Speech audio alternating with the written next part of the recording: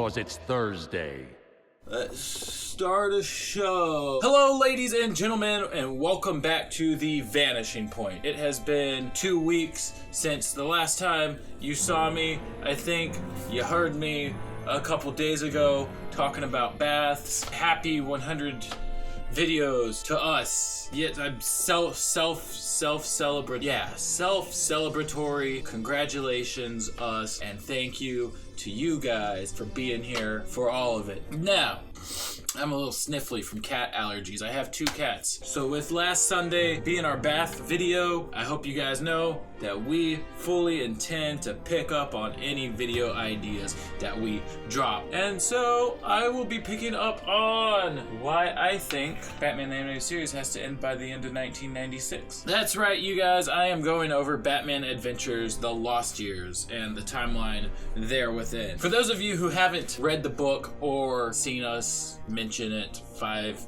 million times and a half, Batman Adventures: The Lost Years is set in between Batman the Animated Series and the new Batman Adventures during the time in which Dick Grayson leaves the mantle of Robin to become Nightwing. In a way, it's kind of a recap of what we see in Old Wounds and Sins of the Father with more stuff. The book's better than the movie. Essentially, the comic opens up at Dick Grayson's graduation ceremony in 1997 and spans at least the 850 days since then, and maybe a little bit longer to account for him traveling back to Gotham, but it's about 850 days. Normally, graduation ceremonies happen towards end of May, as I'm sure most of you are aware of, since we are currently in the end of May. With the 850 days after that, that would put the start of the new Batman Adventures sometime in September 1999. But something about that's always felt off to me.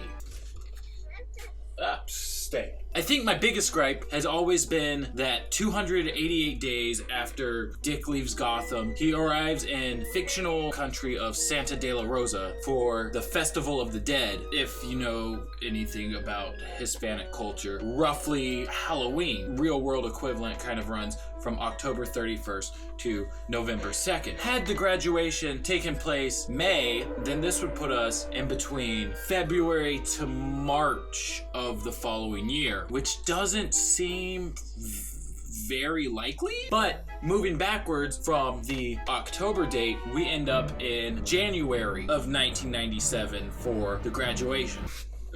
Don't fall, no. Past the Halloween weirdness, there's a couple more small clues in the weather. While in Brazil, Dick states that the weather there is better than it was when he was on the Chinese-Mongolian border. While we don't see anything about Dick's time on the border, we do know in October, which is about 279 days after the possibility of January, Brazil on average has lows of 68 and highs of 79. But if it were February, to account for the graduation being in May, that temperature gap moves up to between 74 to 86. Granted, how nice those temperature ranges are definitely subjective depending on where you're from and what your normal temperature is like, but it's something to keep in mind. Moving further from there, we're told that a year from the day that Dick left Gotham, he's headed to Tibet and colder weather. Had it been a year from May, Tibet is roughly the range of like 54 to 67 degrees.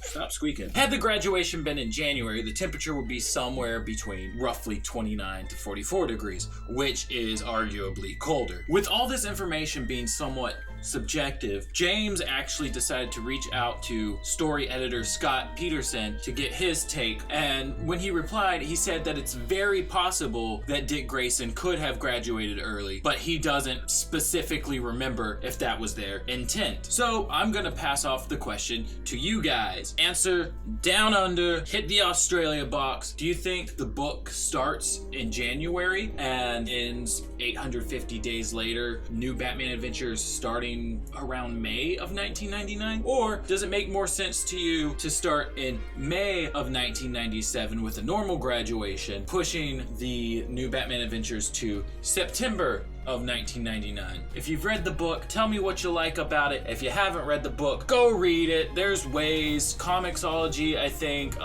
Pick it up off eBay. Am I possibly missing something that solidifies either placement a bit more? This has been Vanishing Point. This has been Maddie Washburn.